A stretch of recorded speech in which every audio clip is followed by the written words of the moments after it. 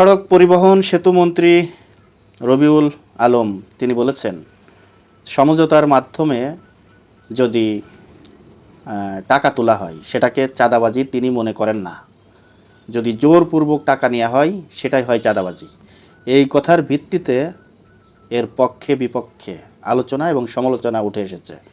বিভিন্ন সোশ্যাল মিডিয়ার মাধ্যমে এই প্রথম মন্ত্রী যে বক্তব্য, এই মন্ত্রীর বক্তব্যকে অনেকে ধুয়ে দিয়েছেন।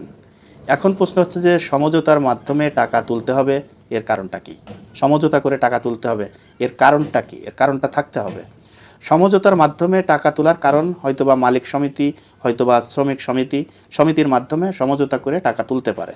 এখন এই টাকা কেন তুলবে? এর কারণটা কি? এর কারণ হচ্ছে দুইটা। একটা কারণ হচ্ছে যে যারা শ্রমিক সংগঠনের সাথে জড়িত তাদের পরিবারকে নিয়ে এই টাকাগুলো ভাগাভাগি করে নিয়ে খাবে। আসলে মালিক সমিতির নামে যেই টাকাগুলো তোলা হয়, এই টাকাগুলো কোথায় যায়, কারা খায়, এগুলো কিন্তু দেশের মানুষ জানে কম বেশি। যারা সভাপতি সেক্রেটারি থাকে তারা বিভিন্ন পর্যায়ে, সেন্ট্রাল কমিটির লোকজন যারা থাকে, নেতৃবৃন্দ, বিভিন্ন খাদে খাদে এই টাকাগুলো বন্টন হয়ে যায় এবং শ্রমিক সমিতিতেও ঠিক একই অবস্থা।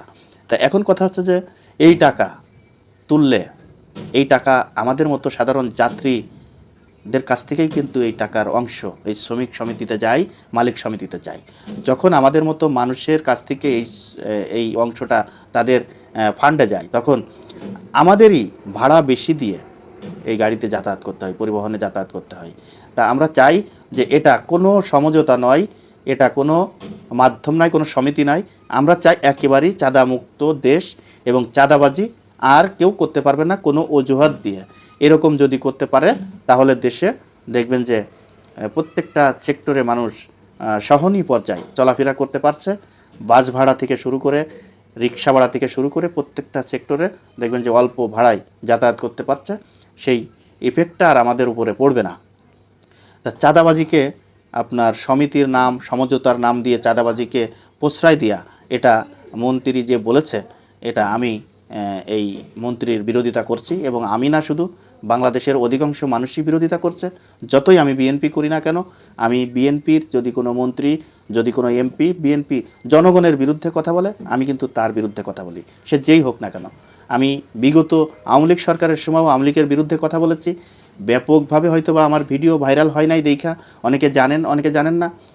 এখনও পর্যন্ত আমি এতটা ভাইরাল ব্যক্তি নই যে আমার কথা মানে সবাই শুনেছে, এরকম কোনো কিছুই না। কিন্তু আমি প্রতিবাদমূলক ভিডিও তৈরি করি, অন্যায়ের বিরুদ্ধে কথা বলি। এতে আমার যদি মানে কোনো সমস্যাও হয়, এতে আমার কিছু আসে যায় না। আমি যতদিন বেঁচে থাকবো ততদিন পর্যন্ত নিজের দলের নেতা হোক না কেন, সে যেই হোক, আমি প্রতিবাদমূলক ভিডিও তৈরি করব এবং জনগণের পক্ষে কথা বলবো। দর্শক, আজ এ পর্যন্তই। যদি ভিডিওটি ভালো লেগে থাকে, আপনাদের কাছে অনুরোধ থাকবে এই ভিডিওটি বেশি বেশি করে শেয়ার করবেন, লাইক করবেন এবং আপনাদের মতামত আপনারা কমেন্ট বক্সে জানিয়ে যাবেন।